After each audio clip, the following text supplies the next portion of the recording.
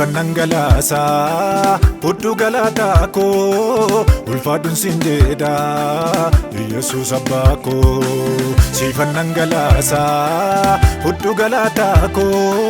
Ulfadun sinjeda Yesus abbako Singalate fada Makaken jajada Kanatin abgote Manakof garida Singalate fada Makaken jajada Kanatin abgote Manakof garida Singalate fada Makaken jajada Kanatin abgote Manakof garida Singalate fada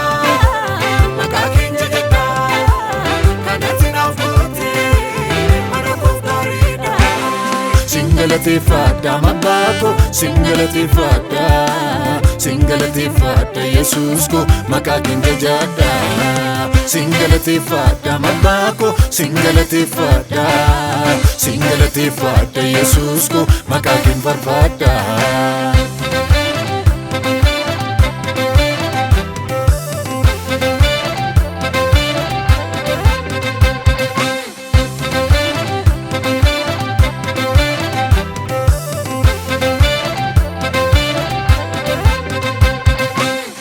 Yesus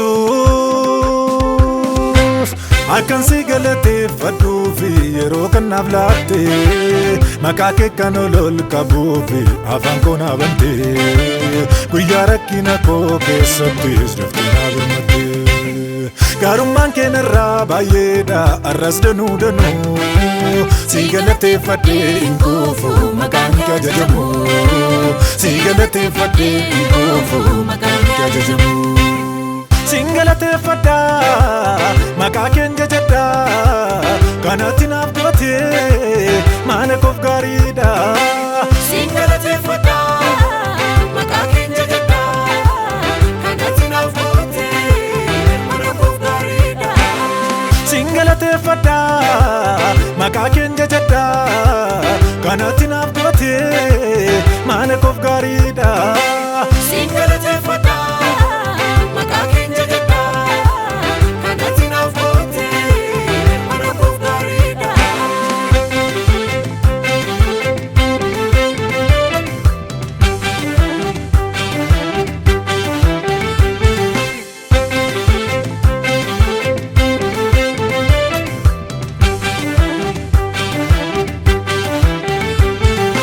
Wakako Makake sa wakaf lafaumen gargarsa argate Afalin chake sa beera anjedera ufe Kanaf galata si fidera afanko banate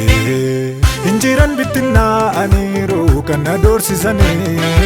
Sagale wedu kol fudeni si bisani Sagale faru kol fudeni si bisani